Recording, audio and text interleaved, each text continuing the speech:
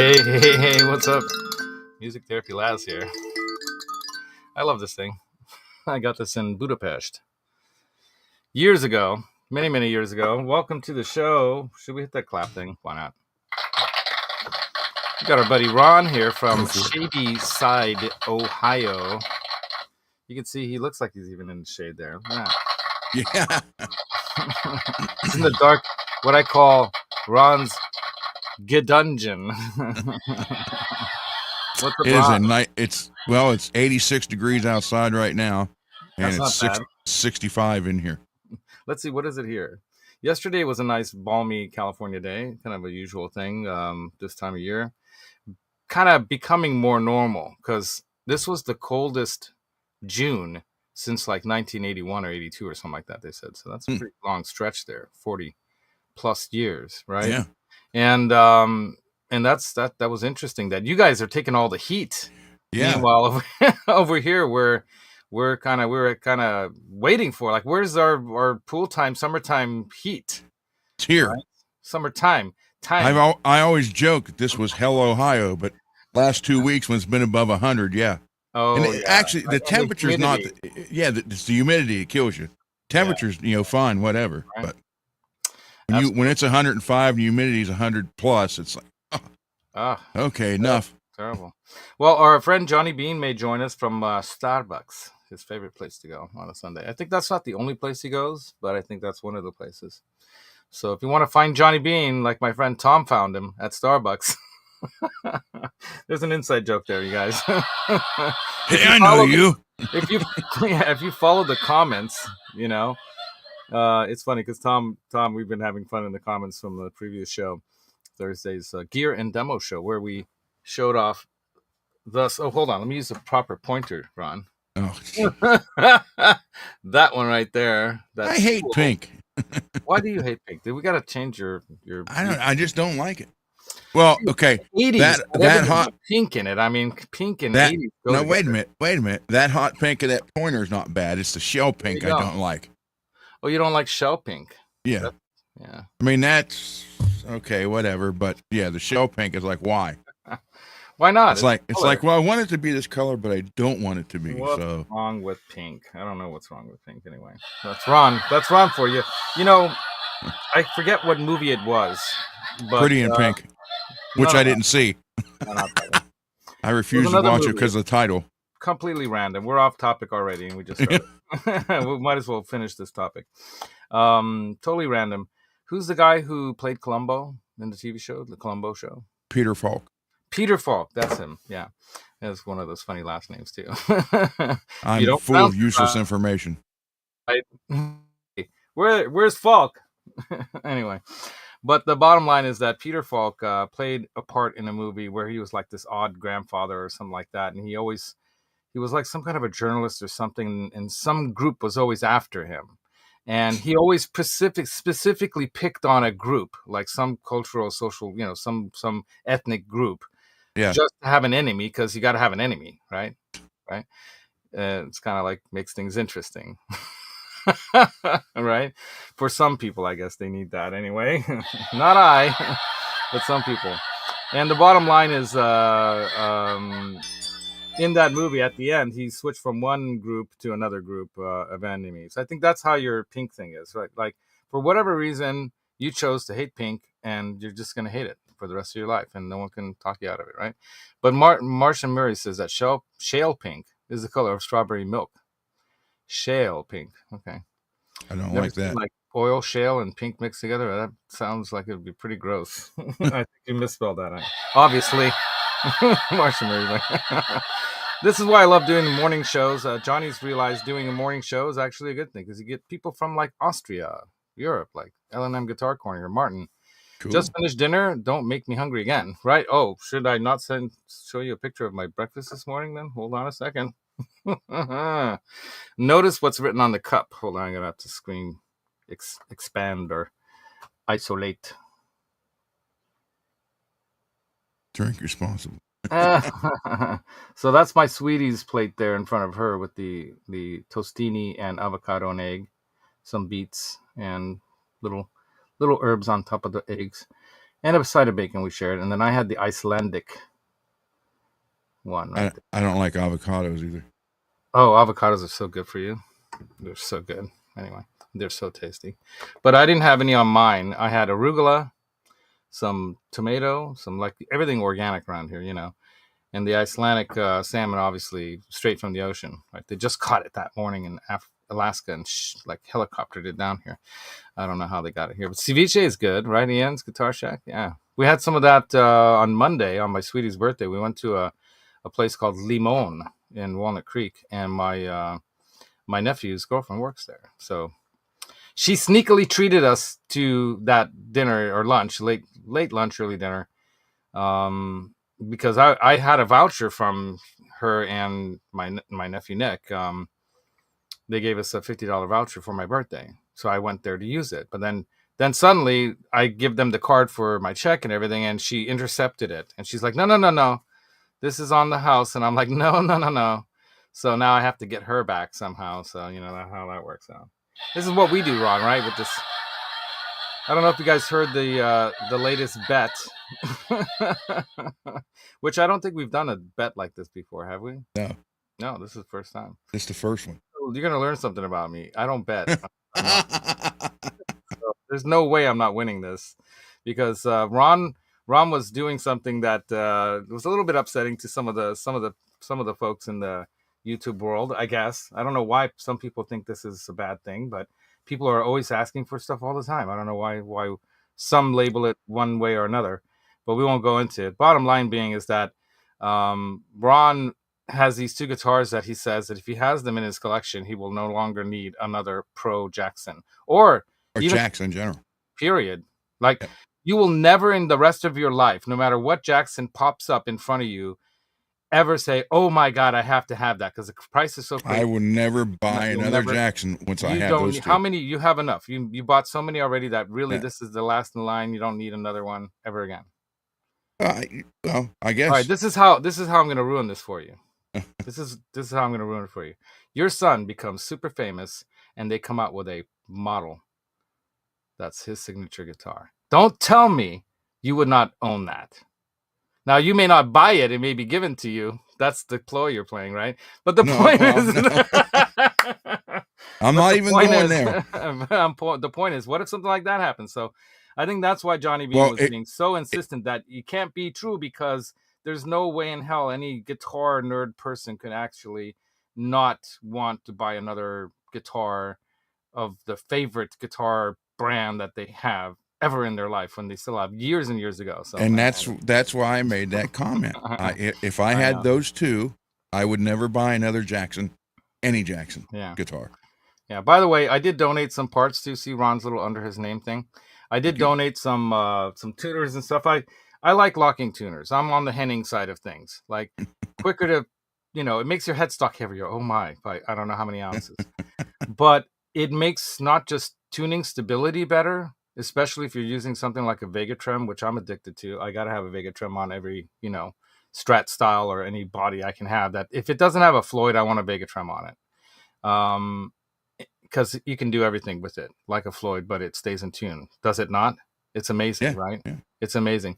And I'm still having a hard time deciding on if I'm going to put the Vega Trem on my Jeff Beck build right over here. I don't know if you guys can see that. Let me expand, because the wording's in the way, but I'm doing that Jeff Beck build there. That's actually an homage to Beck's homage to Hendrix. So he has this lefty neck, headstock reverse. It's not actually, I don't know if it's a reverse headstock, if it's an actual lefty neck. Let's see. Well, either way, on a right-hand guitar, it's considered reverse. Yeah, basically. This one has the dots on the oppo side, so it's a lefty neck. So, see.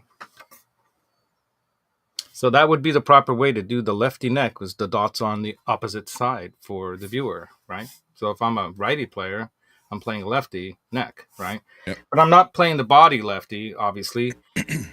Jeff Beck, he loved Jimi Hendrix, and he was a friend of Jimmy before he died, and so bottom line is that he, once in a while, you'll see him live, he'll pull out, the lefty neck one. And And that's his homage. But he uses the 2-point system with the roller ball nut, what I'm going to put in here. But I'm not going to put the Wilkinson one because after much research, it is less superior. And superior you roller never ball style. You never finished telling them about the bet, though. Oh, the bet. So the bet is that, if Ron loses, he's going to buy me the Yngwie Malmsteen limited edition, the first yellow limited edition Yngwie Malmsteen pedal. Okay. But if I lose, I have to buy him those 2 guitars. Now, there's quite a big difference in price between the pedals, the pedal, and the guitars. And that's because I'm trying to be nice to Ron because I know I'm going to win. But but the bet is, there he is. But the bet is that I finally do actually hook up everything in this room the way that it should be. Like, in other words, all things operating the way I want. Keyboards, the Rolly, the solid state logic, everything. The SSL 12, by this coming Thursday. By Thursday, including, the various different monitors, because I have 2 sets of monitors in here. I have my Les Pauls. You know about the Les Pauls, right? Yep. I have the Les Pauls. They're maple capped Les Pauls. Really? That's cool. They're square. Did you know? I'll show you one. This one right that there. Is so cool looking. I know, they're great. And they actually do sound good too. Believe it or not, they didn't skimp on quality there. There we go. So I did do something for you all who wanted to see guitars behind me, not just curtains. I stuck some emojis right there. And then I got some guitars leaning against each other here. You notice the Les Paul and the Strat leaning against each other so neither will fall. And I've got the Rolly here. I got my Roland BR09B there. And in the bag is my Roland DS88. Juno DS88. Obviously they're out of the way because I'm going to be working on this here today and getting this all organized. Now you can kind of see that Equinox Sticks album that I got at that fancy store for $16. That's really cool. And it was a great birthday couple weeks. But the bet is that we're either I get this all hooked up by next Thursday, or Ron's going to get 2 very expensive guitars. Michael B wants to know if I've picked out the 2 guitars. Oh, he has. I already have the links. They're cool. They definitely are cool. And I sent him a link to the pedal he has to buy me too. But I'm giving him until Christmas, so he can put it on a free, no interest payment plan. Anyway, so that's the bet. So we're on, like Donkey Kong, as they say. So Peggy. Pedicure. How you doing, Peggy? Peggy Bouchard. What's up, Peggy? Still looking to win. She says, "Good morning, all." And everyone is looking. I'd like to thin out 4 or 5 guitars, dude. You chose the wrong time to do this. Did you not watch Philip McKnight's show or anyone else's show? If you guys don't know, we'll get into the topic real quick here, but it's an interesting topic, but we don't have to go too deep in it today. But it is an interesting one about time and music, by the way. That is today's topic. And you're like, oh, what do you mean, like time signatures, Laz, or rhythm, Laz? Yes and no. So what is time in the first place? And then we can dig into that. But before we go into that, everyone is wanting to thin the herd of all the gear they bought during COVID. And I mean, everyone. Have you been to any guitar stores that have a used section? Are they still taking any used stuff?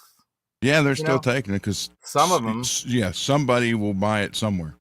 Someone will buy it somewhere, and people will flip these things. And the store will always at least make 10-20% on whatever that is. They're not going to give you full market value if you go into a store. You can take, the longer road and do it online. The way Phil McKnight's been doing is like 1 guitar a day. I mean, day. 1 guitar a week. He's doing 1 a week. He sells it, and then he puts another one up. He's not putting them all up all at once because he's not looking to sell his whole, lineup of good collection that he wants to sell all at once because he knows someone will offer him some nutty number and he might take it. And he knows the one thing he has is tick-tock, time, right? So if you have time on your side, take advantage of the time, right? Or like Sticks would sing, right? Too much time on my hands. If you have too much time on your hands, take advantage of that time, right? Ron's doing that, right? What do you got going on? Doing guitar stuff, building guitars and stuff. Do you have any like pressing things you must get done around the house, or do you have any honey-do list things or any issues that you gotta keep you busy otherwise? Yeah, yesterday we spent the morning, early afternoon out in the garage. My mother is getting rid of the '68 Mustang convertible. Oh wow, so that's exciting. It's been tucked away, and so we were rearranging everything. Now that the IROC's here, yeah, we're going to make room and change the garage all around. So I'd like to get that done as soon as possible. So yeah, see, so the stores are going to reap the benefits, like Alex is making a point here. At the stores up in my area, if they sell anything under $1,000, they will take 50%. That's a lot. There used to be the biggest store in my area here. See, my daughter's, her store she's at is, like 40 miles from here. But the one that was locally, they would give you whatever they'd give you for whatever. It didn't matter what it was, any type of musical equipment, guitar, pedal, the Helix, whatever it was. Whatever they gave you, it was on the floor for double that price. Yeah. Here, L&M is saying, Martin, I can only see myself own 2 more guitars, if at all. A Red Special and a Shark. The Shark is one of those can do it all kind of things. See, here's the way I look at this. And this is like again, we're going to go into this time thing. I have time in my life ahead of me. I'm not in any hurry to get any more guitars. But if I see a deal, like if I saw another deal like that Satriani, I would not pass up buying it, because for $599 for a first year model JS1 in near perfect condition, considering it's like 30 whatever years old or more, right?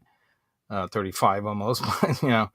That thing that was just crazy. I mean, it was in sat in the garage getting rusty kind of parts condition, but most people would pass on that don't know what its true value is. And the person who actually worked at the store knew, because he stuck it up in the far corner facing the corner of the used section during COVID, when there was like no used guitars anywhere because no one was going out to stores. They were just buying stuff and hoarding it, like me.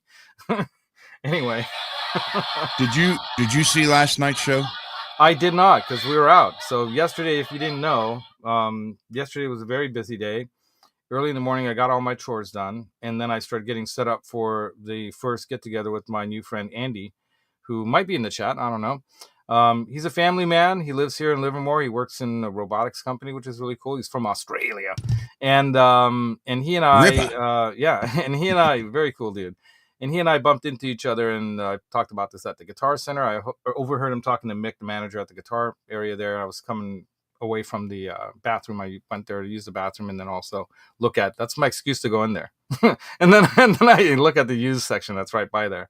And then they were talking right over there. And after you got done talking with Mick, I said, hey, what are you into and whatnot, And I noticed the kind of, his age is about my age, the type of guitars he's looking at, and whatnot, asking the right kind of questions of Mick and this and that. And I'm like, okay, this guy's like an informed guitar dude.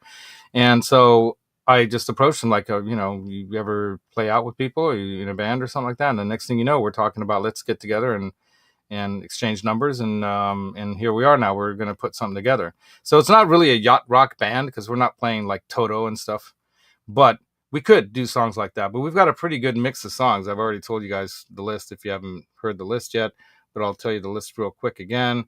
And we've added some. We added more. Throw some Asia in there.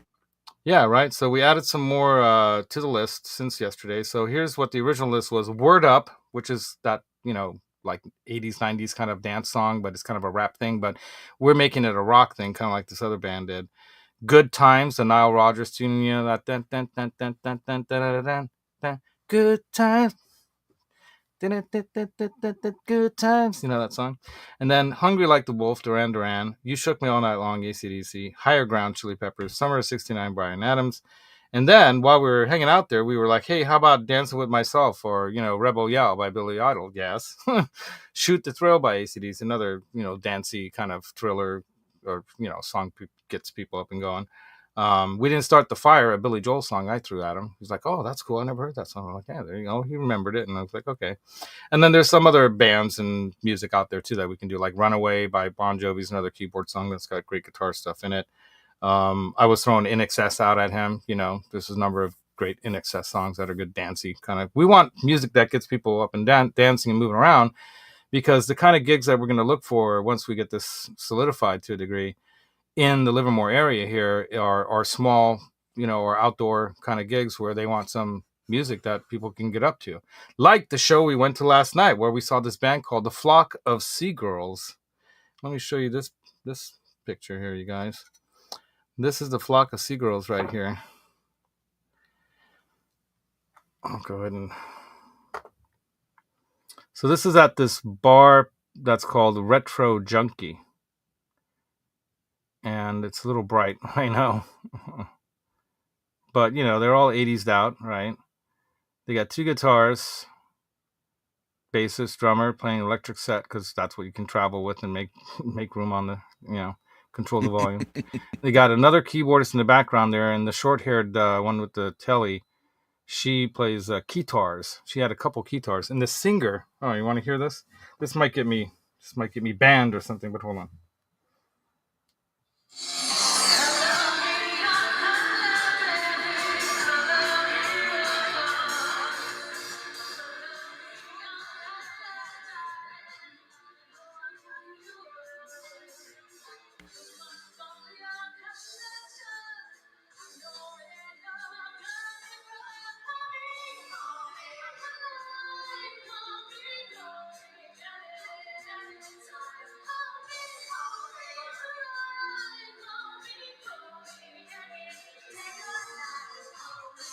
They were great. Now, that was like one of the more simpler vocal songs that she did. She also did I Want to Dance with Somebody, I mean, that's not an easy song to sing, by, what's her name? Slipping in Bobby Brown's ex. Whitney Houston. Yeah. Thank you, Whitney Houston. Sorry about the clap. That might have been loud for some. She nailed that. I was like, whoa, holy mackerel, And they didn't have monitors. So I noticed that their timing was a little bit off on some songs, just slightly, right? You could hear it there. But that they didn't have monitors. So I don't even know how well they could hear each other, let alone themselves, But in a small dance club kind of bar kind of place, they just killed it. The one song that that I thought was really something else, where they mixed 2 vocals, was they did Eurythmics' Sweet Dreams. That's another one of those with the vocals that the blonde singer there, she was hitting all the high notes, and then the other short-haired telly player who played the guitar was doing the guitar solo stuff and whatnot. It was killer. I mean, it brought the place down. You had young and old, but a lot of older people our age, because 80s, right? It's the 80s music kind of thing, scene. And it was hopping, man. We couldn't stop dancing the whole time. It was great. So we want to do a similar thing to that, where we get people up and dancing and having a good time. And it's going to be not really yacht rock. It's going to be kind of more kind of up-tempo rock stuff, right? And we're going to mix in a bunch of stuff, like Chili Peppers kind of version of Higher Ground. There's some other tunes like that we want to, that are disco-esque, bring it in, but rock it out, things like that. So Ron, show Laz your new project. I think it's cool. I saw the picture. You sent me pictures. So the Hollow Flash. As a matter of fact, the girl playing the guitar there, the headless, I don't know if it's a Kiesel or what, but she was playing a headless guitar there, and it had it was a Hollow Flash. It was sweet. This is what it started out as, which is the T's. Mm-hmm. Okay. Now, is that the one they sent you? Yeah. Okay. And then this is what I got it finished to. Yeah, and I saw multiple angles, so it's not just like paint; it's actual hollow flash, right? Now, how did you do that hollow flash? Because that's not an easy thing to do, from what I understand. I remember when Phil McKnight, they wanted to do the second guitar that him and the Tone King were doing. They did a hollow flash. It's killer. It's iron on. Iron on. Oh, okay. So it is a surface thing. Okay. Yeah. Yep. Very cool. Wow. Very cool. And that's a much less, say, environmentally dangerous way of doing it too, right? There was no odor whatsoever with that. Yeah, right. No Mess. I couldn't believe it. I was like, wow. Good one, BC Rich. Come on, man. You know, back then they had those halters. She was doing. Do I have a version of the Madonna song that she did? Because she was doing the Madonna thing. If you didn't notice that, let me see if I can find that. Is that 99 Luftballons? That yes, it is. You nailed it right from the first couple notes. Again, I'm full of useless knowledge. Yeah. Here they did a little Billy Idol, right? Oh, I messed up with I don't know why, but for whatever reason, my phone's like Zoom thing is different than it used to be. Thank you, upgrade to the new system.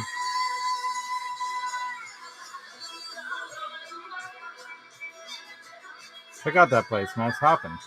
Yeah. Packed. And it's very cool. They got like record albums. They got all kinds of cool posters. Everything 80, of course. 80s, like 70s, 80s, 90s, retro.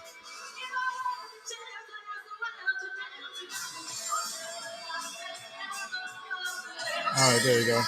And the whole place, of course, was singing every line, you know. They were oh to everything. And the whole place was just hopping. It was great. Had a great time. Charles, what's up, dude? Dude, I got to get together with your buddy Seth again, man. I miss that guy. He's a fun guy. Ron, Charles, okay. Yeah, flotation device, yeah. Do you buy, like ELO, stuff like that. That's a great yacht rock song. Of course, that's yacht rock, Ian. Do my anything from the 70s is yacht rock. Do my neighbor's big hit, play that funky music. Yeah, there you go. Play that funky music. Yeah. Yeah. See, now I would make it faster. My neighbor's the original drummer. I'd click it up a notch, you know. Play that funky music. Play that funky music. And make it a little faster, you know. And make it like jumpy. Yeah. Yeah. All right. So you guys ready to get into this topic here about music and time? What do you guys think? What do you guys think I'm going to talk about here? What do you think I'm going to talk about, Ron? What do you think? I wasn't really sure. About? I mean, I thought, are we going to talk about Alan Parsons Project song Time? No, or your, the thing that saved you, right? Yeah. Pink Floyd's Time, right? No. If you want to talk, like Dire Madman's in 7/8. That's like a weird time signature for that song. Yeah. So now you're talking time signatures. See? Yeah. And that is not at all what I'm talking about. So what this is going to be. Or if you're talking about not enough time to listen to every song you ever want to hear. Nope. I got no idea what you're talking about. No. All right. So let me go right into it. I got my notes. All right. So this is AI's overview. All right. It is said often, this is quoted by Jordan L.E., a composer. What is musical time? It is said often by music that music is an art of time. The tones and rhythms that build a piece come and go, but the relationships between them left behind are long-lasting and deep within. The time created by music is distinct from time in the ordinary world. Time is much deeper than what a clock or a metronome can show. Okay, he said that in March 15, 2025. So if you want to pick that apart a little bit, and then we'll go deeper. When you listen to music, it changes your brain's functional perception or ability to help you perceive or make you perceive time. Time as you perceive it in a daily, like 1 minute to the next, 1 second to the next, will either slow or speed up based on the type of music you're listening to. Its tempo, the style of the music, the kind of instruments that are being played. For example, in a study, and I'll have this on the description after, I want to put it before because I was having breakfast, and also because, to be honest, but also because I didn't want to give it away right at the beginning here. I wanted to kind of go into it and then put the info up. So if you want to come back after the show and go to the description and look at all my details and where I'm getting the science from, and I'm not just making this stuff up. This is based on actual studies done all around the world by all kinds of scientific and medical and musical and professors and whatnot, people with degrees, real ones. Anyway, so the bottom line is that it does affect your brain. So the picture in my thumbnail, just to kind of, we'll go to that real quick. The thumbnail here, I think we're live, right? Yeah, we are, because it says waiting for here, which is kind of funny. So you see that picture of the brain with the clocks all around that? That thing in the center, that's your hippocampus. Now, the hippocampus is a very important part of the brain when it comes to helping you recognize things are happening in a certain sequence in a timely way. So time is really our way of, as humans do, find patterns in things. We use what we call time, or a clock. We created a clock to measure time. That's our tool to measure time. Sundials were the first one. I was explaining to my sweetie Ladania, I'm like, do you know what time it is by looking at the shadows of the trees? Do you know where the sun's at based on where the shadows are at? Shadows. And then do you know where east, west, north, and south is based on that? That's something I learned as a child going to scouts. Those are some of the early things you learned on how to, if you got dropped off, if you're like Tarzan baby in the forest, this is how you're going to survive, you know? Now, maybe Tarzan didn't need a clock. All right, he was raised by apes and stuff. But the bottom line is that the concept, as we call it, of time is something that we have come up with in our own minds, right, our brains, our conscious thought, to use as a tool to measure time. And music and time work together. One cannot exist with the other, because music is something that has a beginning and an end, unless you're at a Grateful Dead concert. And it just goes on and on and on, and it never ends. Anyway, just kidding. But see, that's another thing about where our perception can be then affected, not just by the music, but also the people that it's affecting around us, and whether we're alone or together in a crowd, you know. And there's a lot of really interesting, lot of studies on social behavior, human social behavior, right? And we are social beings. We would not survive without social interaction. If a baby is born by itself on its own without any social contact, it's not going to live to be a fully social interaction. Whoa. If a baby is born by itself. Yeah, Laz. Anyway, I think the notification finally brought us to thinking that we're actually live now. But the bottom line is our perception of what we, have deemed as this thing, time, is affected by music. And why it's so unique with music is because music, if you guys haven't learned this on my channel yet, go back to some previous videos on this, or, open a book if you like, but you can go to some of my previous videos on this, where I talk about how, our perception of our reality, all these things is all coming from that. When the thing inside there is gone, it's pretty much, far as we know, because that's all we know as conscious life, right, is no longer there. Now, there are really interesting, like, theological and arguments done by neurologists, doctors who've, appeared to have observed afterlife type, after death kind of experiences, and people recollecting things and seeing things when they should be totally out, and they can't possibly see what I'm doing from above the table, but they said who was there and what was going on during the operation, even though they were out, their eyes were taped shut. There's a doctor, there's a heart doctor, who's written a book on this. So, it's really fascinating stuff about what is really our reality, what is really life, what is consciousness, what is all this. But time is one of those things that if you go into the physics side of it and quantum physics side of it, oh my God, it starts to get really wacky and turns upside down. For example, get anywhere near or around a black hole, and because of its gravitational pull on not just matter, but like what Einstein deemed space-time, they're not separate things. Space and time are one thing that encapsulate our description of the universe. It's space-time that we're in right now. Space-time right? continuum. Yeah, there you go. Now, can you go back in time? Well, if you look at quantum physics stuff, they observe happenings. I'll use that simpler word, happenings based on certain things put into play that show that you put something into action, you shoot a photon this direction, it hits a mirror over here, and it can either go that way or this way. And if it goes that way, it will obviously go that way. If it goes this way, you can measure it going that way. Now, if you shoot that photon, that particle, they say, or wave, right, in a direction, and you already have the mirror there, then you're going to predict 100% predictability. It's going to bounce up to that thing, right? You can do that with a laser, right? Mm-hmm. But they can shoot the photon and then put it after they shot the photon. And how would the photon know that it's going to go up there or not? Well, if it's not there in the beginning, it'll just keep going, right? And it's measured over here. So if the photon is shot and then the mirror gets placed, how could it not know? And it has the possibility of both directions that's the probabilities game is coming into play. And there it's saying that, well, how would it have known that it could possibly go in that direction if the mirror was never placed there in the first place? And so it's a weird argument. I'm not probably phrasing it correctly, but it's almost like it was able to go back in time and see where it was going to go before you put the mirror there. So let's say if you put 5 mirrors there, it would know if you put 5 mirrors there after it was shot that it would go all these other directions.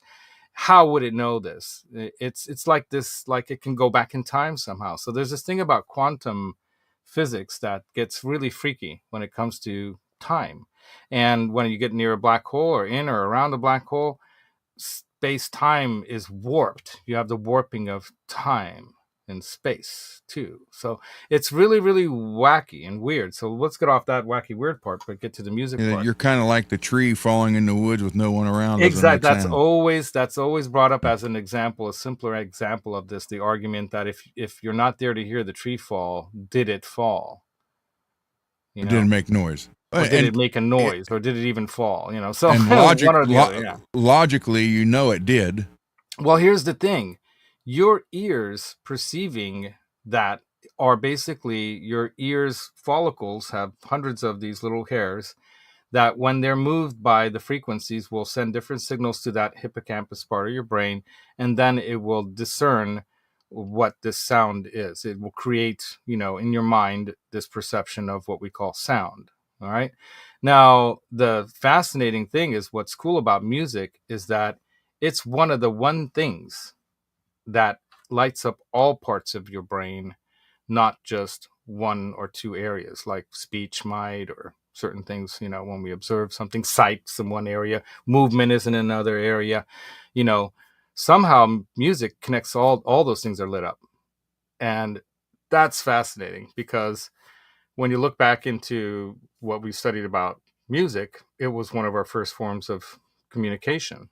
So sound was probably obviously one of the first forms of, outside of like some kind of other sense, like you're bumping into something or some, like cells bumping. They just bump around until they bump into something, Some try to stay right where they are. They don't want to move around because they're happy and they're growing.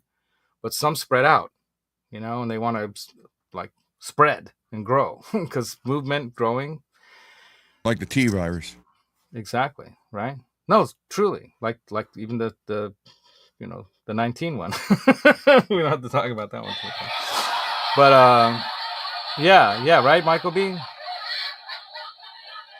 Yeah, you get it. And this is another part of the music thing. So this is why I clicked on this. So now Michael B is talking about this one sense that we have, or sensation or perception or whatever you want to call it, that when we get in the zone, great bands get in the zone, others not so much. So they play in their own time. Timing is so important for a great performance. Like Van Halen's known for, no click track band. Some of the best recent albums, like when Judas Priest put out their Firepower. I made a coffee. Let me take a sip. You better drink some.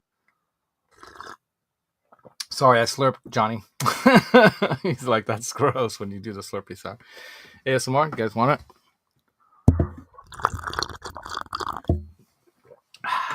So good. All right, there it is for you. But let's get back to this. The zone, that feeling when you actually lose all sense of time, do you not? Are you even recognizing time going by? How many times have you said when you were doing something, either at a really good movie, a really good movie, time, it goes by like that. It's like, God, man, we just walked in here. It's over already, What is that feeling? What is that perception? What is that thing? That essence euphoria. Of life, yeah? That euphoria, whatever you want to, obviously there are going to be chemicals like those, released in your brain at that time. And so time is measured. We measure time by these experiences and the perception of these things that are these happenings in our reality, right? I'm sure there are songs that if you hear it, boom, it takes you right back to this moment.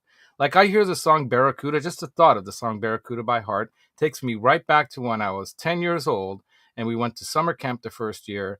And I'm listening to that song. I don't know if I had it or some radio or it was playing it as I was walking to the swimming pool. And there I am, this 10-year-old little blonde kid, and there I am in this ranch, Cloverleaf Ranch. And it was one of the best 2-week experiences of my life. It was amazing. I learned to ride a horse, shoot a 22 rifle, archery, swimming around the lake, going off the rope swing, kissing a girl. That stuff, well, that was the first kiss, but kissing a girl the French way. That did happen. She was older. She knew was 11. She knew a little more than I did. I guess maybe 11 or 12 or something. Yeah, something like that. I didn't ask what her age was. Nobody cared what age we were. We didn't care about that time of our lives. But, what I'm saying is that what Michael's, talking about here is when you're in that zone. And that is that moment where time just flies. Like when I was hanging out with Andy and we were playing all this music and stuff, that 2.5, 3 hours went by like that. But preparing for it and getting all the gear together and everything, that seemed like took forever because I was in anticipation of getting to what I really wanted to do. And I had to do all this other stuff to get to that. And that seemed to take forever. Right. So how was that? What is that? Right, Michael. Ian, he's laughing. Anticipation can kill the stimulation. Well, they do say that not all stress is bad. So you have this motivating factor, right?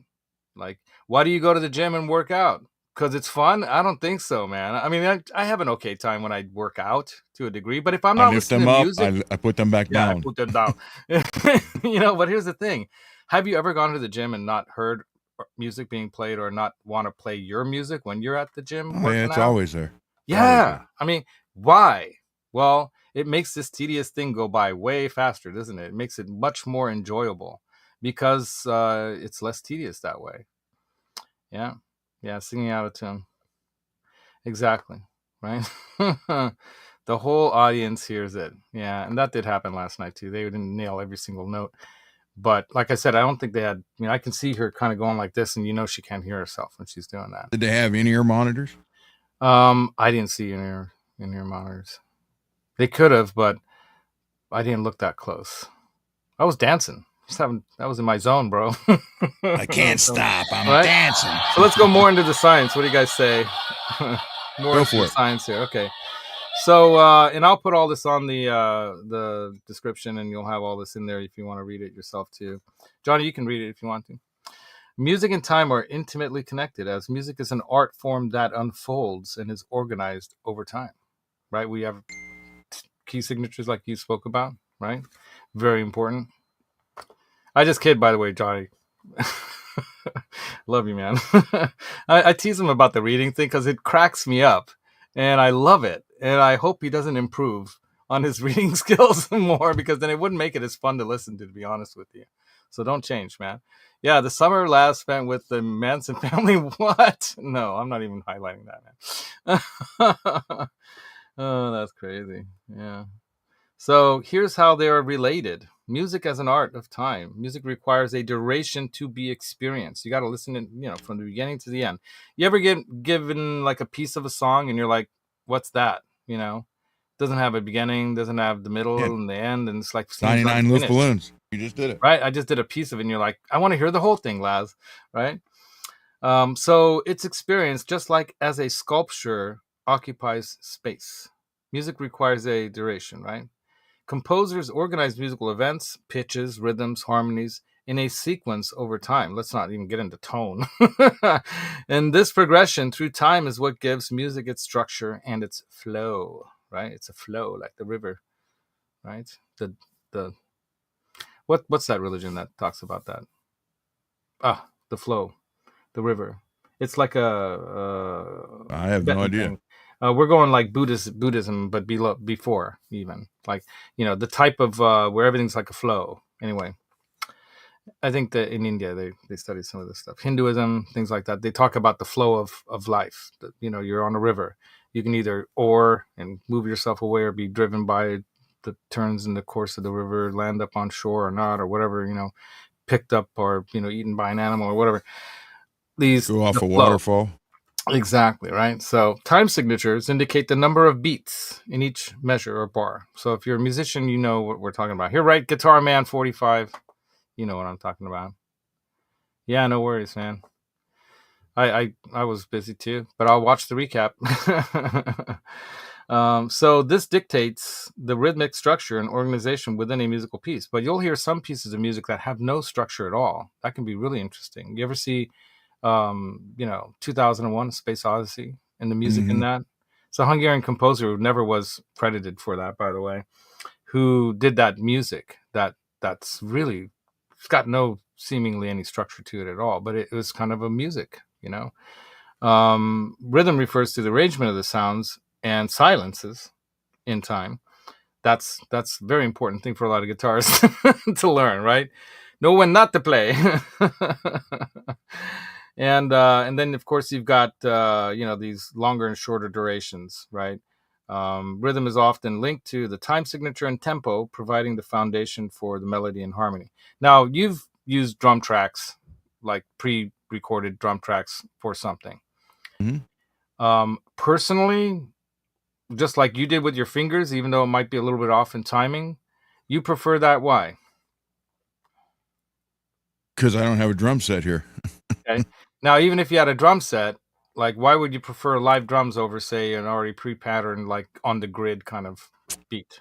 Why not just use, because I mean, this is something I've had an issue with for a while. If you do it AI, okay, or like this pad that I'm using for drums, there's two settings on it. It's a 100% and then a build percent.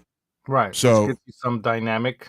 Yeah, because in a real drummer, every hit's not going to be identical to the last hit. There's a lower, you might not hit it as hard, and that's what you're missing when you use this thing.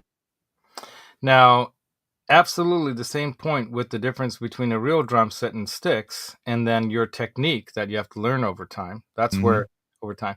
That was good. Totally by accident. Takes time to learn to play an instrument. Hence why I'm not as good on guitar as I am on keyboards. Anyway, bottom line is that the drums, there's a lot of different things that are going on there with, velocity, dynamics, the sound of the skins, depending on how it's going to reverberate when you hit it softer or harder, how that's going to, that pressure that your ears are picking up as the waves of frequency of sound, right? And when something is not perfectly on time, it feels, for some reason, it feels better.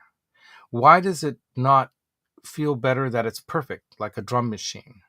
Why is it that we prefer it not to be perfect? Because you're eliminating, if it's perfect, you're eliminating the human element.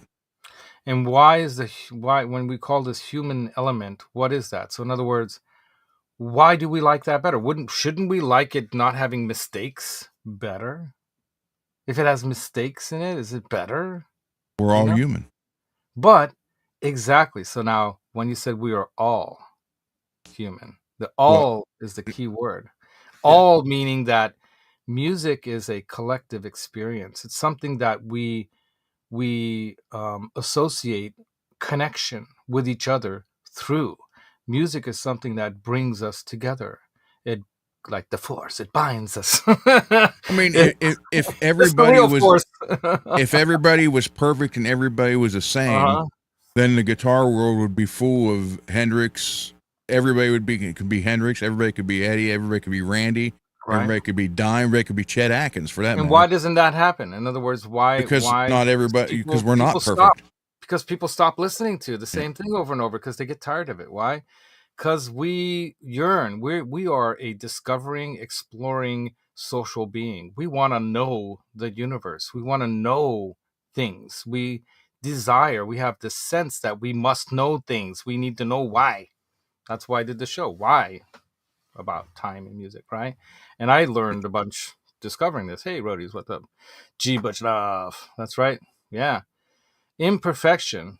Exactly. I mean, some of the best things that ever happened in rock and roll or music, for that for example, happened because of a quote mistake. So back to like there are no mistakes kind of thing. There is no one way, and none of us want to be the same thing as the other guy. Yeah, you don't want to be a robot. Right. And why is that bad? We know that. We just feel it. Again, why is an analog amp like these so much better to play and listen to than the digital stuff? Because you feel it. You can feel this. It feels different. It feels analog, which what we are. There's just something about it that our brain recognizes as. Rick Beato talked about this with his kids. They walk in and hear him listening to some music. They're like, "Why are you listening to AI music?" And he's like, "You know that's AI music?" It's like, "Yeah." "How do you know it's AI music?" Like, "I know, I can tell it's AI music." He's like, he was astounded by they recognized that so easily. Children, they're not taught which one is real and not. There is this implicit versus explicit, right? Explicit meaning, let's say, like a contract. You write down exactly what everything has to be done, like in the military. To operate this gun, you have to know all its parts. This is what this one does and that one doesn't, da-da-da-da. This is how you operate it safely. And if you don't do these things in this order, it will backfire on you or something bad will happen. You got to know something that's very important like that has to have explicit instruction on how it should be done, right? Just like you explicitly explained to me how to put that 1000 bridge on there so that it worked and sounded better, and it worked. You step by step you went through. Now when Johnny tried to help me through it, he knows kind of what he's doing too, but not in the same way as you do, because you've been a gun instructor and you understood how to explain the step by step in an explicit way versus an implicit way, a feeling. Well, I mean, Johnny's more a feel dude. Once you get shot, you learn how. That might do it, right? Jeez. Yeah. Yeah, I know, Holly. I'm just making that up, right? Anyway, but ask some of the young people. They might call certain Zeppelin songs yacht rock. To them, that's like dad music and stuff, right? Black Sabbath. But they are starting to appreciate it because guess what? They're getting form fed, or whatever you want to call this formation of crap music that's out there. They're getting fed all this music, like this is what's good and you should listen. This is it, and they're like, nah, that's missing feel. And a lot of young people are getting into older music and stuff, like, what my previously intern Nick was saying, Laz, do you know this music, and he's like, look what I learned about, and then he's telling me about some band that, back in the day. I'm, oh yeah, man, they're great. George Harrison, for example, got that at that store as well. Very cool. All right. Gave me that sticker. George Harrison, man. That guy, if it wasn't for his feel and the way he played guitar and some of his songs that he wrote, the Beatles would not be as good as they were. Just saying. Did you know me on that one? his biggest song in the Beatles he didn't record? Yeah. Well, that just goes to show which was As My Guitar Gently Weeps. Yeah. That was Eric Clapton playing it. Oh, on the record. I think they're both playing. They're both playing. Eric recorded it, and George just played it live. From what I understood, he brought him in, and he played like the solo part. He played part of it. Yeah, but anyway, we'll go into that. We got to look. Maybe you're right. Maybe I'm wrong. But just to show, like, Harrison is one of those guys, that it's about the feel. He was one of the first to really bring the Beatles into that whole, Eastern meditation, going to the yogis thing. He was kind of Maharishi Mahesh Yogi. Yeah, he was more introspective. See, again, full of useless knowledge. No, it's not useless at all, man. I totally appreciate it. Yeah, it is a great album, right? Oops. Yeah. And I got it for like $10, which is crazy. Look. $10. Yeah, can't beat that. Sometimes it's good to go looking around in little shops, and then you support those businesses too. Oh, that must be a trip, Holly. I do that with Johnny Show all the time, just because I want to get through it, and it's funny too. Well, because I want to watch other ones too. There's other stuff that I listen to 2 times as well. I listen to Phil McKnight 2 times speed too. But he talks fast. Is that okay? What do you want to do? What do you want to do? Yeah, exactly. It's kind of like that. Actually, I have to do him at 1.5. Just saying. All right. Yeah, you had a cassette? I love cassettes. Anyway. All right, so let's go. Yeah, see, Mark says he played the solo. That's what I understand. Yeah, that's how I understand. But anyway, Mark's gas station. You can trust his knowledge. All right, so we'll go back into this. So music influences our perception of time. Subjective time perception. Listening to music can influence our perception of time, making it seem to pass faster or slower. And this is an actually measured, scientifically proven, not a thought or a concept or an idea, proven fact. You play certain kinds of music, people react to it, and their perception of time changes. Faster music, right, is going to make you think time's going by quicker. Slower music will make time seem to go by slower. And people who do movie music know this. But hold on. Here's my question. If your perception, say you listen to a Yo-Yo Ma solo cello, and it's just, it's a 7-minute song. But and you think, well, and wait, and then you turn around and listen. Slow parts in it. Well, and then you listen to something that's just totally like Stormtroopers of Death. It's like, right. Right. But now, if you look at the clock, right, you might perceive it slower or faster, but the time is still the same. Right. That's exactly the point I'm making. So, and I'm not making it like I did the science on this, but what the science has proved is it also can depend greatly on your experience with music. So in other words, your human experience can be different than another's. If you grew up, let's say you grew up in the Amazon jungle and you're dropped in America and your first place is a concert. Oh no, my battery's about to die. I'll be right back. I gotta get my charger. Here, you entertain the folks. Oh, okay. Talk about your experience with Pink Floyd and time and why you're still alive. I'll be right back. Well, we went through this last year. A quick explanation. When I was 18, I fell off a car, ended up in a coma, and almost died. And they actually had to drill in the skull to release the pressure and everything. But while I was in the coma, I could hear everything. I could not respond. I couldn't wink an eye, move nothing. And the girl I was dating at the time knew I loved Pink Floyd, so she put headphones on me, and the Dark Side of the Moon just played over and over and over again. And that helped me get through it. And plus, you had the clocks, you had the heartbeats, you had everything, and I know that helped me get out of that. You said that the alarm bell kind of was what you woke up to. I kept trying that. I kept thinking I'll do that when the alarm goes off, and I finally, after I don't know how many times I did, I got out of it. But it was just weird. And the weird part is now, though, every time I hear that album or any of those songs on the album, it takes me back to that coma. And I mean, I don't know if that's a good thing or not, but I'm here because I know damn well that pulled me through that. Yeah, absolutely. And that, again, too, is because of your connection with the music and life, your connection to your family. You were desperate so that your mother wouldn't, because she was in pain. Yeah. And you just didn't have that. You did everything you could to get out of where you were at, where you were in that limbo.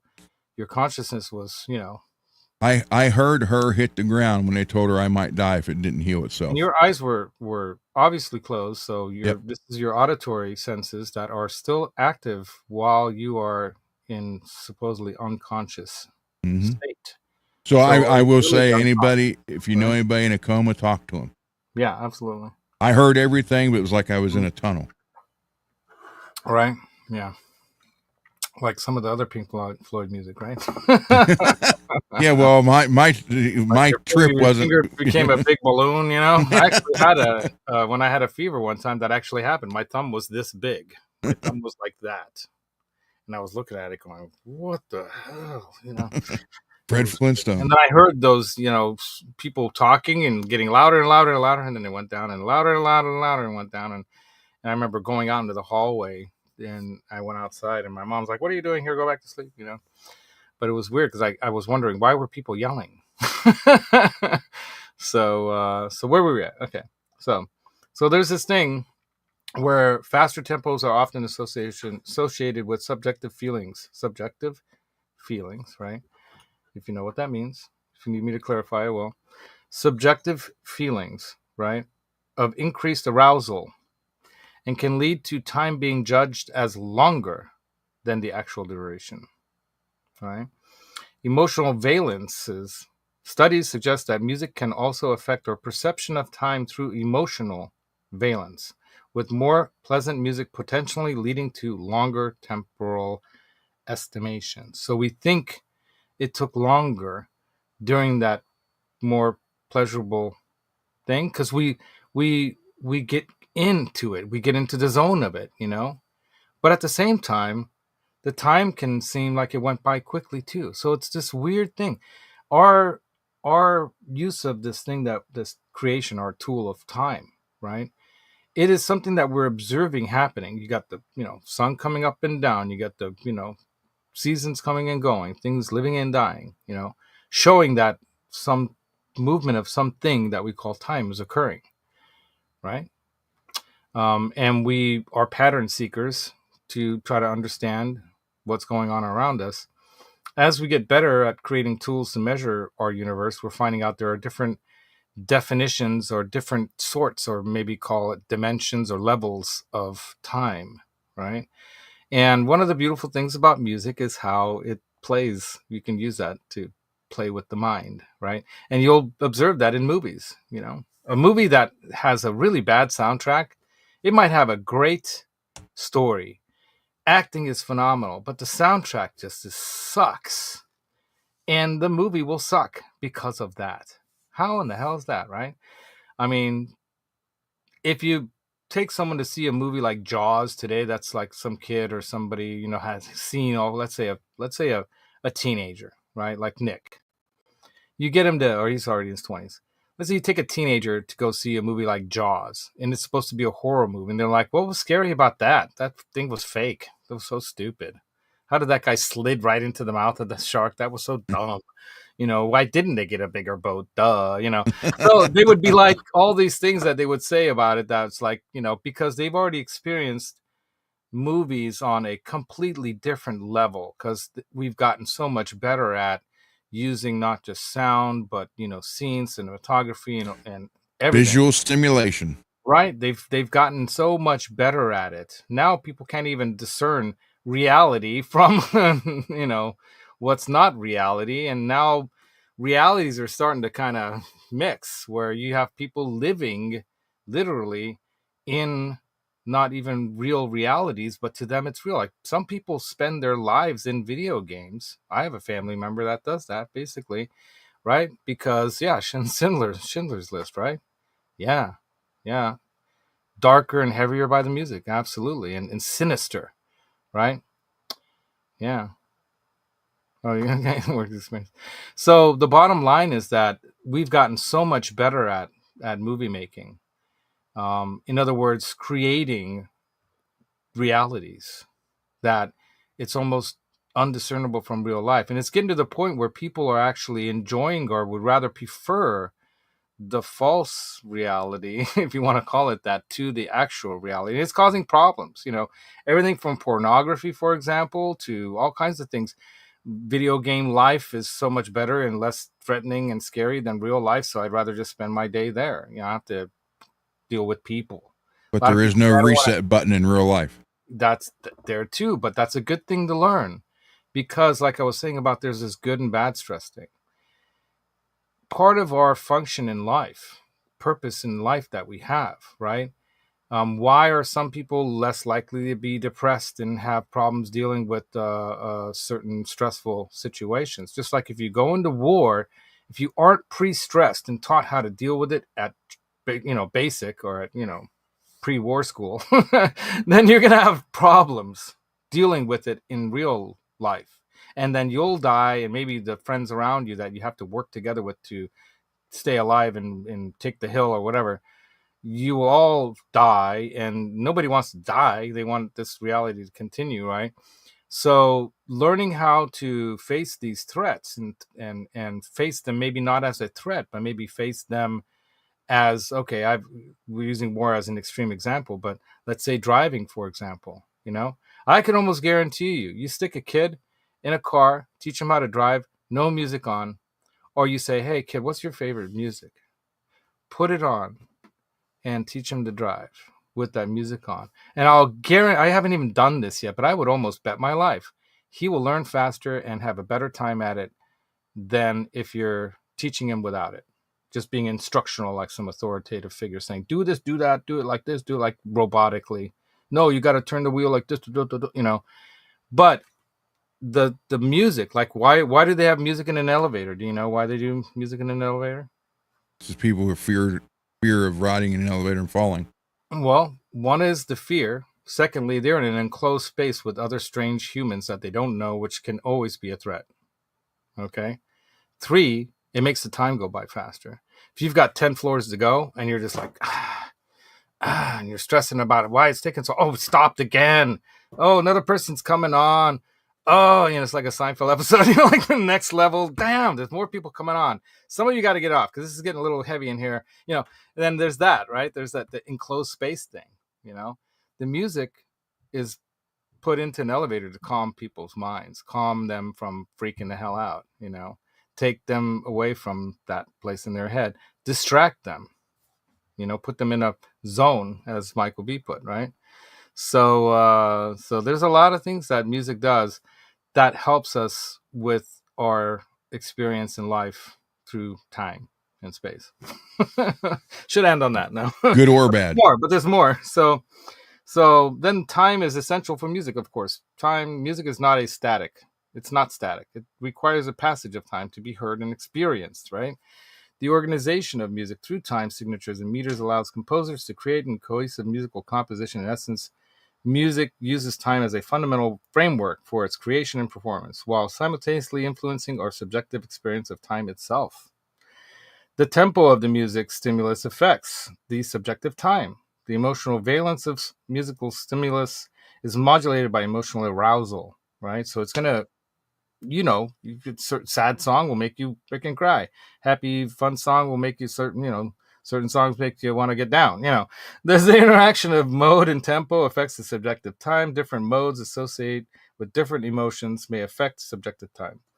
The influence of different musical modes and tempi on time perception, you can see on the link I will send to you guys in the description. So it's a powerful stimulus.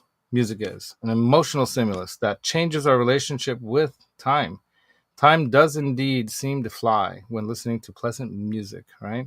Music is therefore used in waiting rooms, right, when you're at the doctor, to reduce the subjective duration of time spent waiting, or in supermarkets to encourage people to stay longer and shop around, right, buy more. Why do you think that in the mall, when you go to the mall, what kind of music are they playing most of the time now in department stores? Have you noticed? Elevator music. No, some of it is like a little bit more kind of to the beat of your pace. It's almost kind of like dance music at a club, but not quite that heavy. And it's usually lacking vocals. It's just, keeps going. Like Scott, you're like, hey, check that out over there. No, look over here. Next thing you know, you're buying stuff. So a number of studies have indeed shown that a period of waiting is judged shorter than when there is accompanying music than when there is none, and that the subjective shortening of time appears to be greater when the subjects enjoy this accompanying music. So in other words, it stretches time. Wow. Music is a motivator, either good or bad. Absolutely, right? So like when you hear that Slayer song, what does it make you want to do? You want to go into the mosh pit and mosh. So there are several brain regions that are involved in processing time, including the hippocampus, the prefrontal cortex, the striatum, which is the thing that's in between your two left and right sides and connects them, parietal cortex, and these areas working together to encode, perceive, and track different aspects of time, from short intervals to longer durations, and a sequencing of events. And here's a more detailed look on the brain part, and then we'll end it as we're going really long. The hippocampus is the area that's crucial for forming memories. and plays a role in encoding the timing of events within those memories. So when did something happen, right? Neurons in the hippocampus fire in a sequence to present the order of events. Prefrontal cortex, particularly the dorsal lateral prefrontal cortex, is involved in explicit time. So we talked about implicit and explicit. So this is the more, rules-based, this is what, happens. So that explicit time perception and the ability to consciously track how much time has passed. So you have an idea. I have a problem with that because I always think I have more time than I really do. Maybe that's because I'm listening to music that I like all the time and it stretches out the time. And next thing you know, I'm like, hey, I only have half an hour left. It modulates neuron firing rates to encode time. So there's like the firing of neurons that, encode things happening in a specific time period, right? And then the striatum is a key part of the basal ganglia and plays a role in processing the temporal information. It is involved in reward anticipation and the integration of temporal information. That's a little heady there, but they're talking about the release of dopamine and other, similar kinds of hormonal and other kind of chemicals in your brain and stuff that do all kinds of nice stuff. Right, Johnny Bean? Johnny's a robot, though. No, a robot with a guitar. Dude, jump in if you want for a minute. But we're going to end very soon, just so you know. Yeah, if only you can save time in a bottle. Right? Great song. So, the parietal, go ahead. Yeah, it looks fantastic, dude. Amazing. Yeah. Looks great. Super cool. Very, very nice. And they talked me into doing that stuff. Are you going to give that away to some kid? That's what I want to know. All right. Yeah. Right on, dude. So the cerebellum is another part of the brain region that implicates in time perception. Also, it's implicated in time perception, particularly in relation to motor timing. So movement, right? You notice some people that can't dance. Remember Steve Martin? He had a hard time with like moving to some of the music that he was growing up with. But then as soon as that his toes started going like this and he couldn't stop going to the beat, right?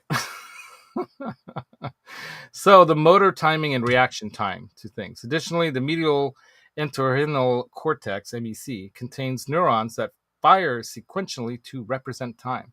So you got to understand here, so many parts of the brain are working together to understand what's happening when music is going on.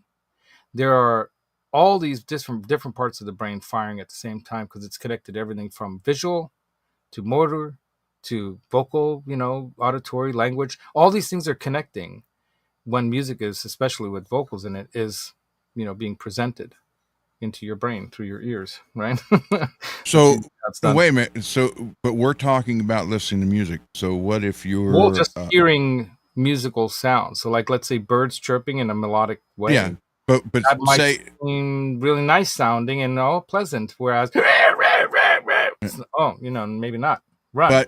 But say you're at work and you like listen to a talk show.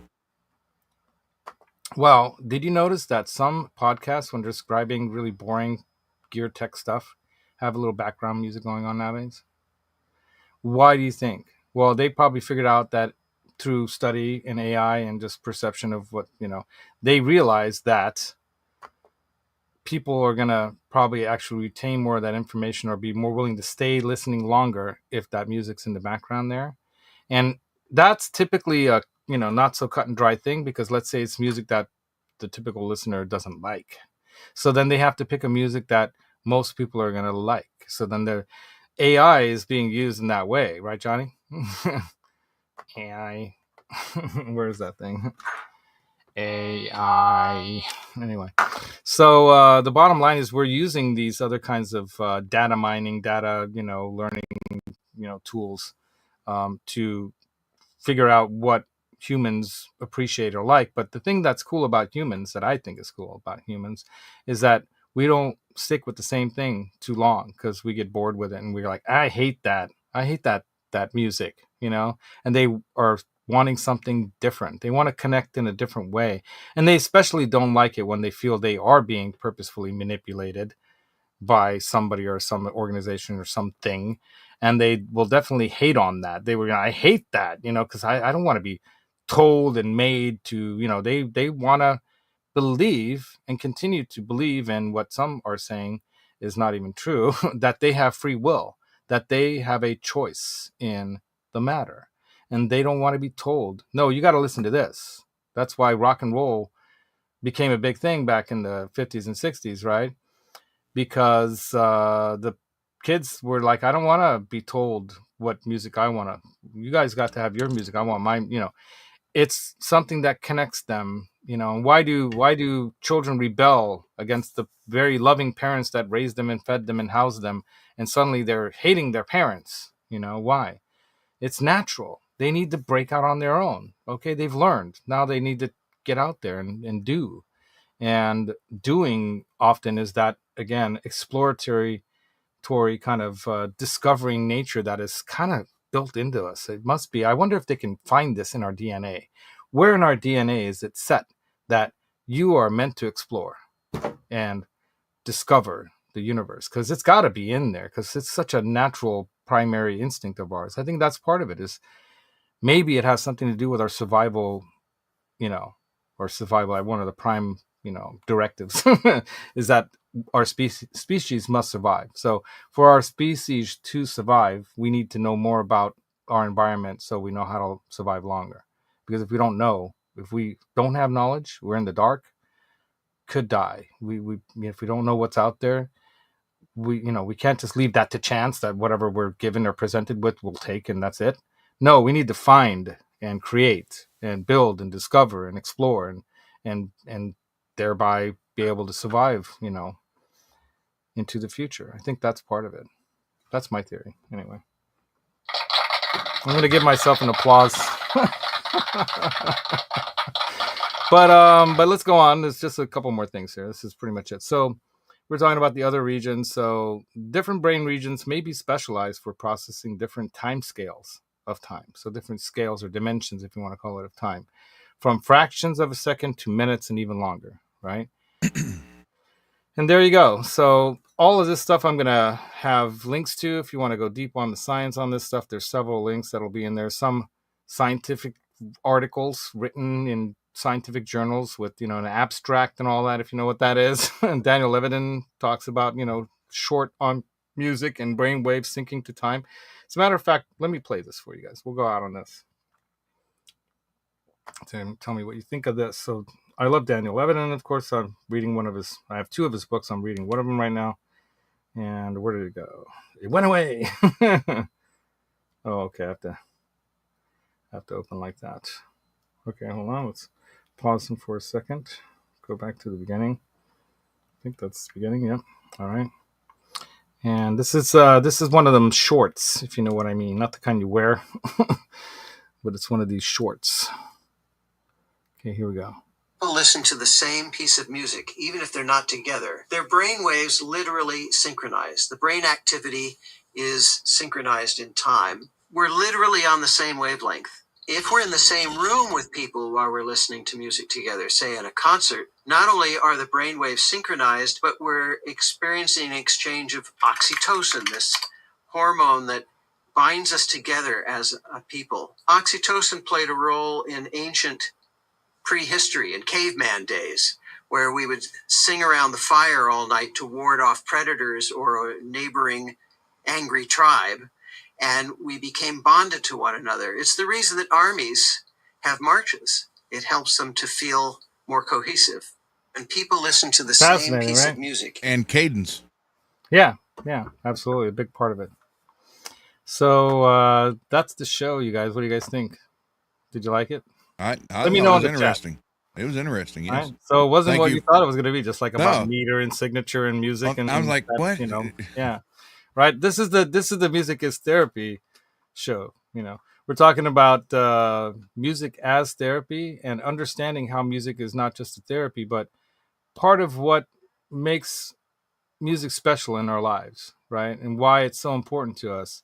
It's our social connectiveness, but it's a tool. It could be all these different things. And last night we had a great time dancing to all that music. That was, my wife's like, I've been trying to get her out forever. And even though her back was hurting, She's like, I want to do that again. Let's go out again. I'm like, yes, because it's been a while that we used to go out dancing all the time, and I miss that. So, and it's great to be in a crowd of other happy, fun people having a great time, and everyone screaming, to the music and stuff, like he was talking about, that human connection. And I'm sorry, man, but you can't quite get that playing a video game, right?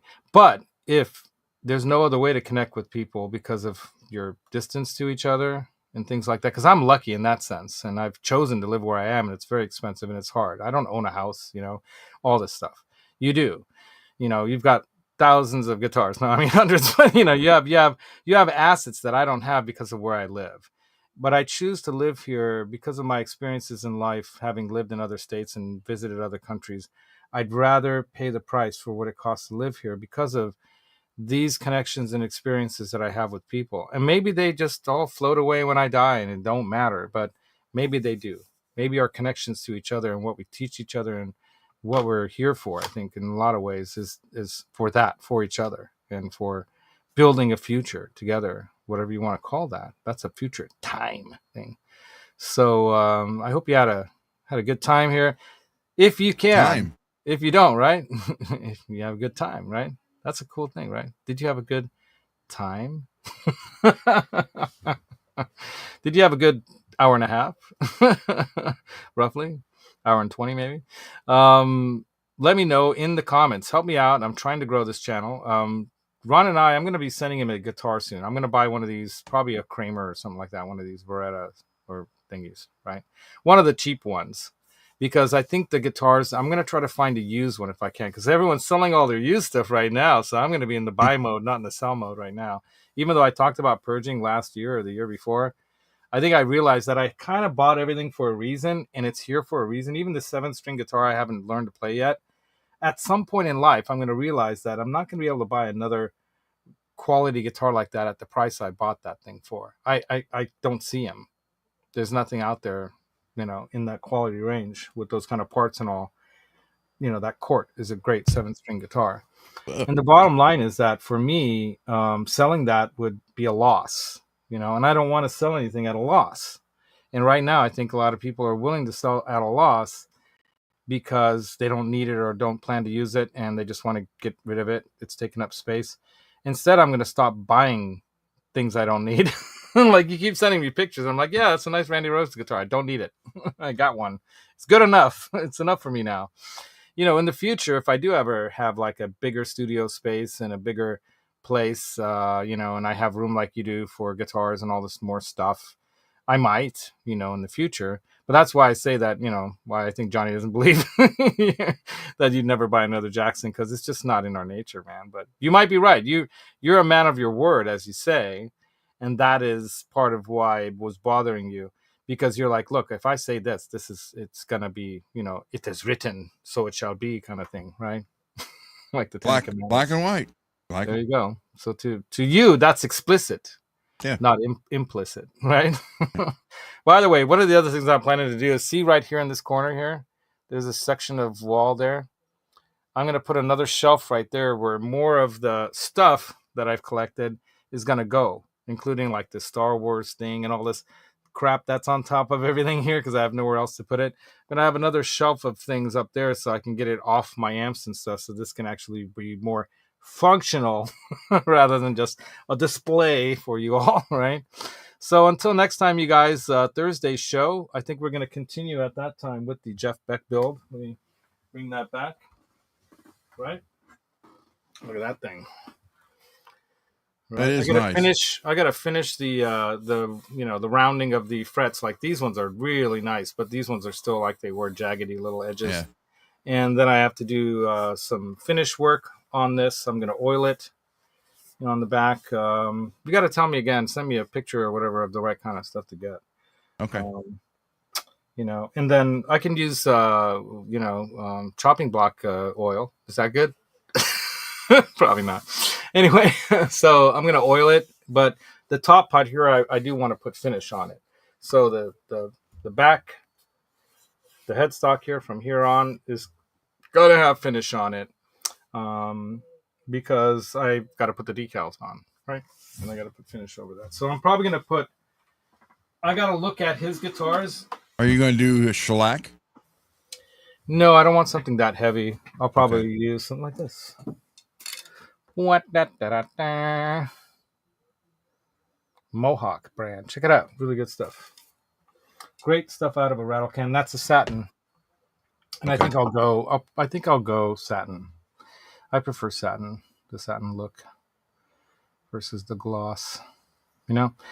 And then we'll start putting the parts together, which shouldn't take very long, right? I should be done within a couple 3 weeks because I've got the room to build, put together, and hook up, and then Thursday we'll do that show. And then just so you know, I'm not joking around, bro. This is out and ready to hook up. I'm gonna be working on this today. There you go. That's right. Sure you are. Sure you are thing. And packages have gone out, not to everyone. I still have a few to get out, but I got the most recent packages out, yours and Ryan's. And then I'll go back over previous shows and make sure I'll look at emails too. If anyone here won something, I'll double check it so I don't lie. But if you do recall winning something in the last month and a half or two, message me again on my MusicTherapyLaz@gmail.com. Hey, we can do a hollow flash on your giveaway guitar. It could be. We could do that. Yeah. If that's something that people would want. But is that a Kramer thing or not? Actually, it is. Yes. Okay. Kramer's the one that started this in the 80s. Well, there you go, man. And this hollow flash I put on here is Kramer hollow flash. There you go. So save a slice of that stuff for me. And maybe we'll do a Kramer hollow flash like that. Now, let me ask you something, because this might be an off-the-wall kind of question. No, not yet. Blackjack guitar. I'm going to call a tech buddy of mine, because I've reached out to Hobo Road. He hasn't reached back to me. He's busy with family stuff right now. But I'm going to assume that it doesn't matter, because, the EL34s are EL34s. There's 4 of them. And the preamp tubes are the preamp tubes, and everything's labeled inside the amp, but just for those specific type of tubes, and that's it. Yeah. There's no numbering like, oh, this was number 1, and then they put a piece of tape on that one, and that's number 1, and this is number 2, and that's number 2, and this is they didn't give me directions on what they pulled out of where. So I even if they gave me that information, they'd probably be lying, because whoever pulled those out and wrapped them and packaged it was probably some, what was that in the time machine, the Morlocks? Yeah. Yeah, it was probably some Morlock at the Guitar Center that just didn't care and didn't know what he was doing. He just and packaged it and sent it. Because if they cared, they would have labeled everything properly on there. This came out of here. This came out of here. This came out of here. Label with some blue tape. It's that easy. Does it take that much effort? Even if you just wrap it with a piece of paper with the number on it and don't tape it, or you don't. Apparently, it does. Apparently, you don't have blue tape handy. All you've got is packaging tape and a marker, a box. How about a magic marker in your pocket, buddy? Put the magic marker mark on the freaking bubble wrap, number 1, and then a little number 1 over there. So simple, but they didn't do that. So it's like, God, if anything, I'd want to teach Guitar Center is that the details matter. And if I bought this on Reverb, I could reach out to the seller and say, hey, what goes where? In this case, I can't, because who was the seller? Some guy sold his his amp to Guitar Center, and the Guitar Center dude just yanked him out, and he might not even be there anymore. They might have fired him for this already. Who knows? Doubtful. Damn you. Bottom line is, damn you. Yeah. Oh, angry old man, right? Backstage recording. What's up, dude? Bottom line is, c'est la vie. C'est la guerre. War. C'est l'amour. Ciao. C'est la gas. C'est la gas. So until next time, you guys, next show, Thursday, we'll continue with the Jeff Beck build. I'll probably live apply the decals onto the headstock, and then we can go around to oiling it and all that stuff. But between now and then, I'm going to file the other ends on the. Are you going to get the Vega trim? I haven't decided yet. Right now, I have the official 2.7 standard Jeff Beck, and I think I'm going to keep it original to what he had and built, outside of the nut not being a Wilkinson, because you can't get them. Number one. Number two, they're less superior in the sense that you have to have the right string gauge. Yeah. Whereas with the rollerball LSR style, it doesn't matter. You can change up gauges, and it absolutely doesn't change a thing because the rollerball system is different.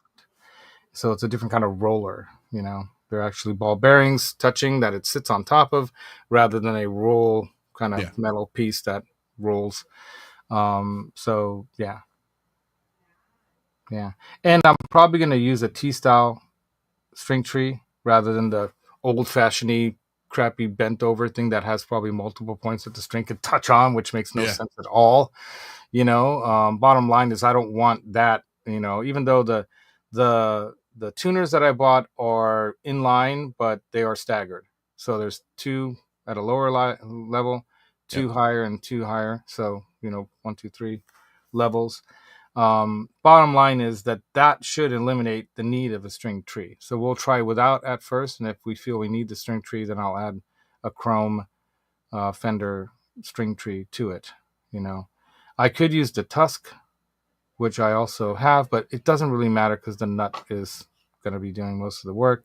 And the other difference is that the tuners I bought I think they're just standard Spurzell. They're not locking.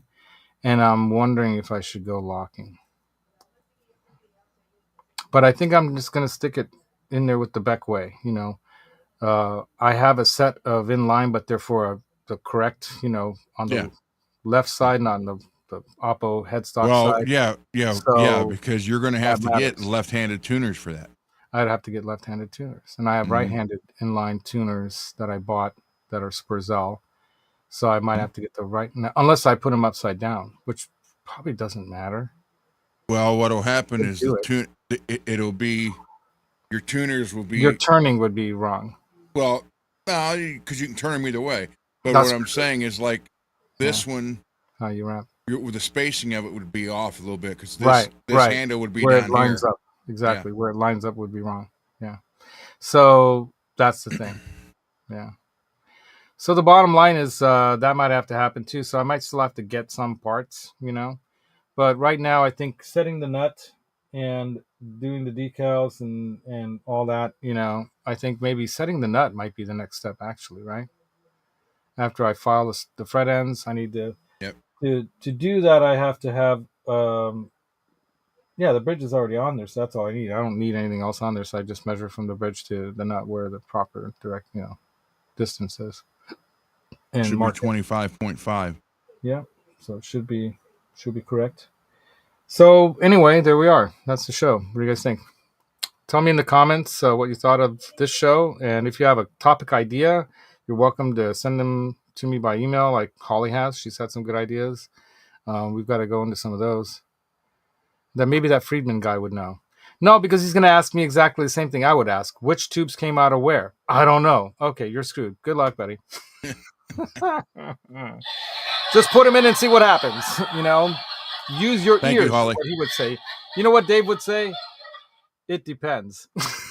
That's exactly what Dave would say. I mean, you could put them in anywhere and check and see if they need biased, and that's all they do. Is that how do I even know that? I don't know that. How do I bias an amp? I don't know. Well, you'd have to take it to an amp tech. Right. That's what I'm saying. So at this point, I say, hey, this amp came to me like this, with these like this.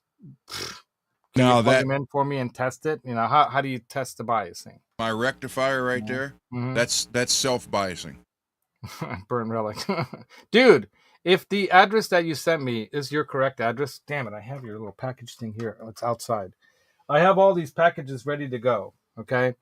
Dude, if you really aren't joking around and you have an address for me to send you your guitar keychain thing and some NAMM swag, email me again. All right, here it is. If you're just messing with me,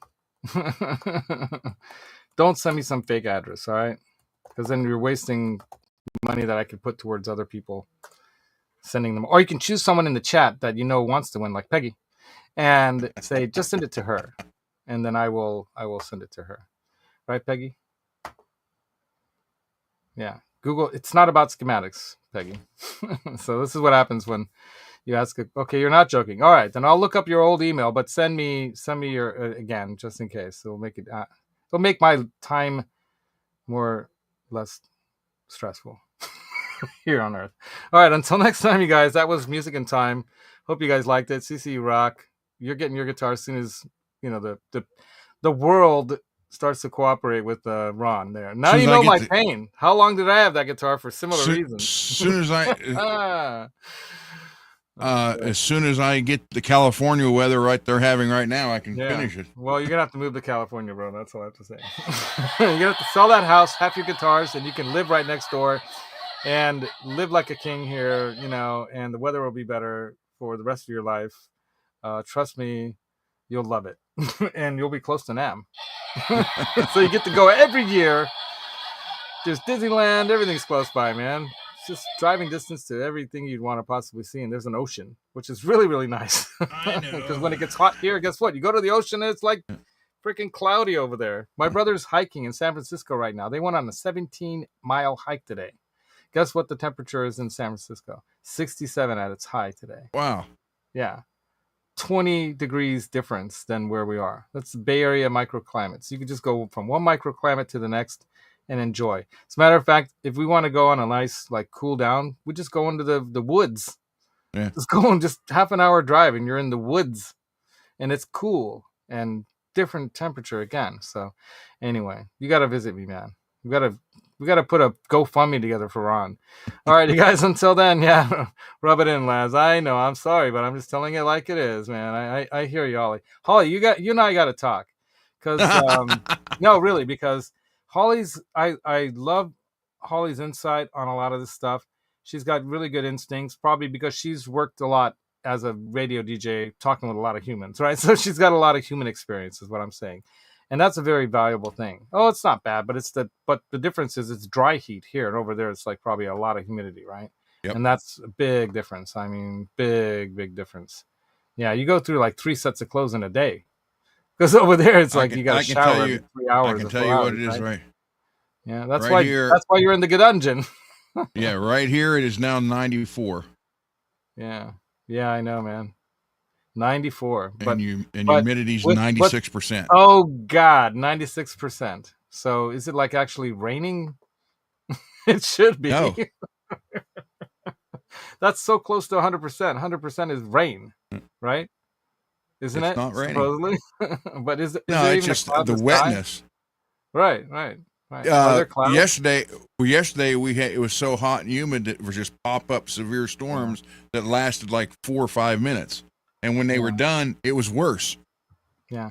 See, what's funny is that I'll look at that U.S.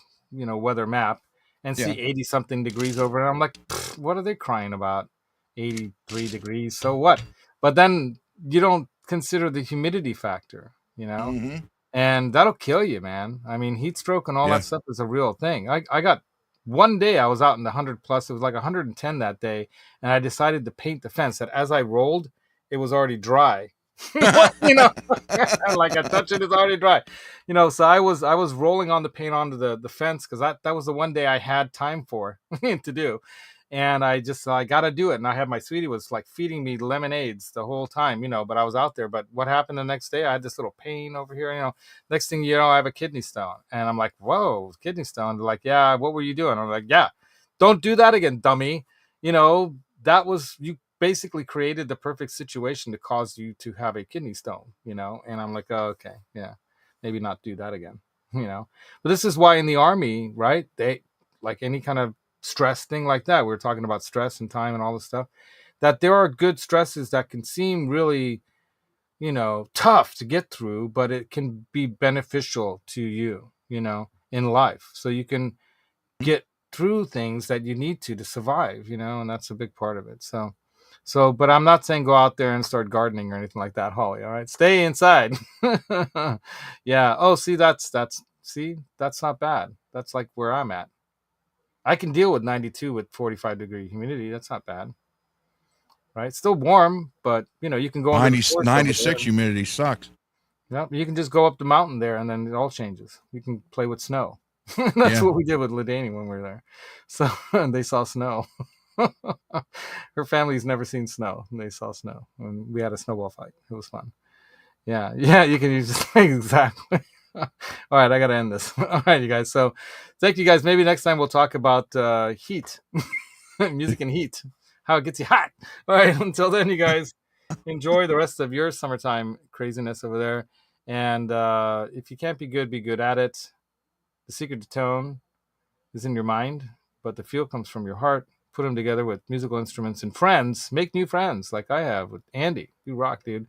And rock on, man. Ron, you rock. Andy, thank you. You rock. Can't wait till the next get together and jam. And of course, Dale Palmer at the end. All right. Thanks everybody for watching. Thanks so much for watching. Good day, y'all, says Peggy. Goodbye, everyone. You rock. Yeah.